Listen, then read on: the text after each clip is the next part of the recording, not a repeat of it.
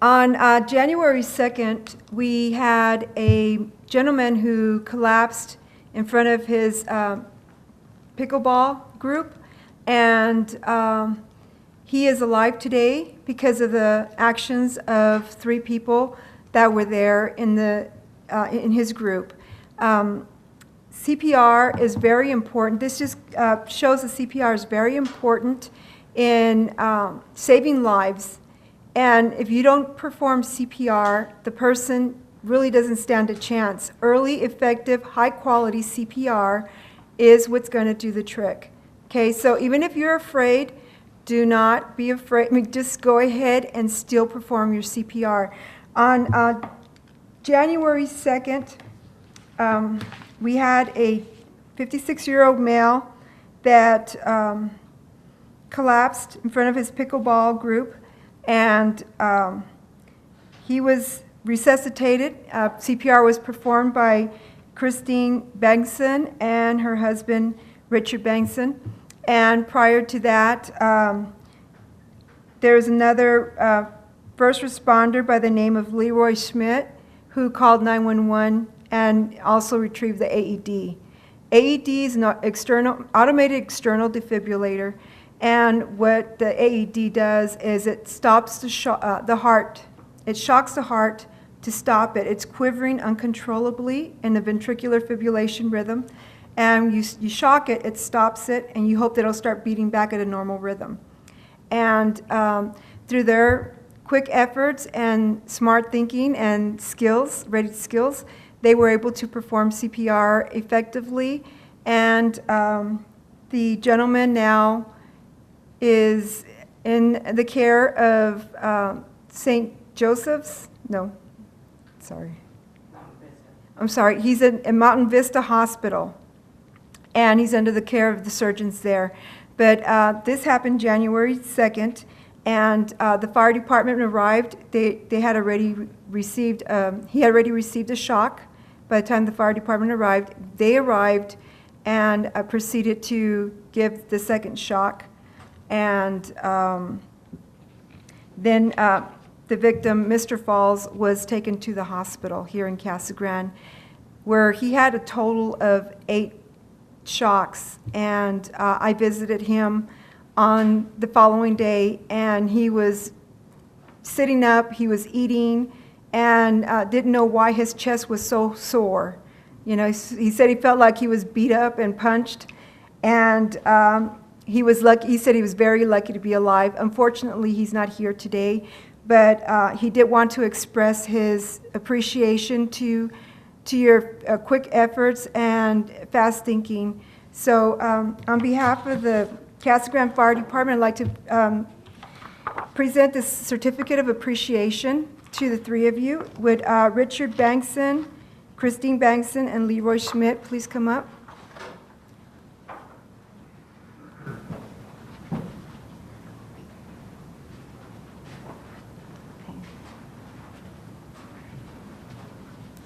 Here you go.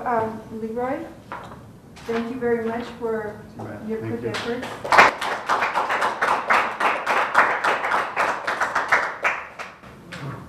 Dick, thank you.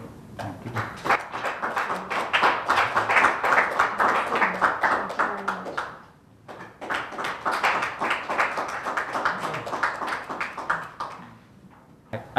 I really don't like to be called a hero.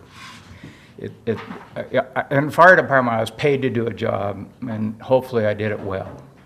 Same thing, I feel that way with this situation. I had the skills, and luckily we were able to apply them. It was hugely emotional for me. I've saved hundreds of lives in my 25-year career with the fire service. I was 2nd paramedic United States. And this resuscitation about did me in emotionally. One, I knew the person well, good friend, and to witness it.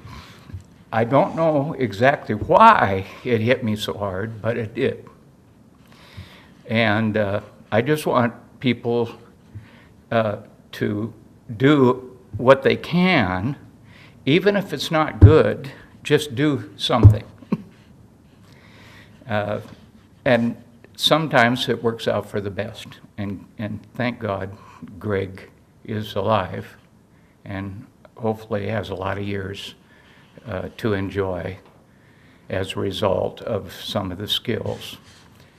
And I thank my wife dearly for being so quick to respond and being current to help me. I've been retired 20 years. To do the CPR, she directed me, which was a new twist for me. But again, it's been hugely emotional. I don't understand why, but it is.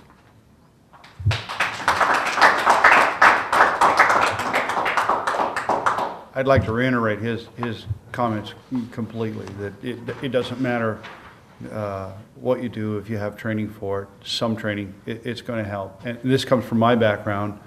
I was 32 years as a school teacher. More importantly, I spent my last 5-6 years as a health teacher. We taught this in our classes actively as a CPR class in our high school back where I'm from in Cheyenne, Wyoming. So there again, you think that I'm never going to have to use this stuff, but that one time you do, it pays off, and it pays off big time. I'm also thankful that our park had an AED device there. They thought it was necessary to have it sufficiently on premise so that someone could use it. At the point when I was doing this, they didn't have those at that point. They do now, and I'm a firm believer that that's part of why he's still alive today.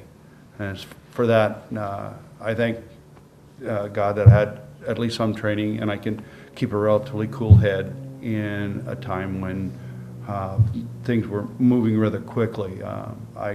I checked on my phone. The whole thing only took 4.5 minutes from the time I started the 911 call until the time it ended. So in that amount of time, there was a lot of things that happened to keep him alive.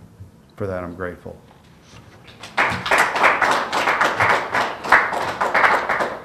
And it seemed like it was an hour, not 4.5 minutes. It was the scariest thing I've ever done. I'm a dental hygienist. I take this training every 2 years faithfully for my work. And you do it on the mannequins, and you check for pulse, and you do it so calmly, and it's in a controlled situation, and you get confronted with something like this, and you are in major panic mode. And we jumped in and did it anyway. We were both fearful. We were doing it wrong the whole time, but thank God Greg's alive. Thank you. Thank you all for your words. And what they said is very true. If it had not been for their early efforts and high-performance CPR, you're pushing down, push hard, push fast. If you don't know how to do CPR, just at least do compressions. Call 911 immediately, and at the very least do compressions. And the defibrillator is an awesome tool. It will help save lives. And thank you all. I appreciate you. You say you're not a hero, but you are a hero in my book. Actually, Chris, she asked me to call her Chris. She said that she's not a hero because she was scared through the whole thing. I'm a paramedic. I've been a paramedic for 23 years, and I've been scared. Okay, so it's not the fact that you were scared, it's the fact that you acted, and you did what you were trained to do that makes you a hero. And I also would like to thank B-Shift, Engine 502 for their heroic actions. They performed CCR, which is a new CPR that we've been training on. It's approved through DHS, Arizona Department of Health Services. And also their efforts helped save this man's life. And we have an excellent group here between the bystanders, early CPR, and our fire department and ambulance companies and the hospital. Without all of these working together as a team, none of this would have happened. So this is all the chain of survival: early recognition, calling 911, early CPR, early defibrillation, and early post-cardiac care. He actually was able to leave the hospital here, and that is a save here for the city of Casa Grande. And hopefully this will impact a lot of lives besides just your own. And I thank you so much for doing what you did. We do have a Heart Saver CPR First Aid AED class, which is very, very important. I feel every citizen should take this class because you learn the difference to recognize when to start hands only or when to start the standard CPR, which requires the two breaths in between compressions. We do offer CPR classes, first aid classes here, the City of Casa Grande Fire Department. We offer them once a month. If you are interested in taking the class, you could go to the city's website.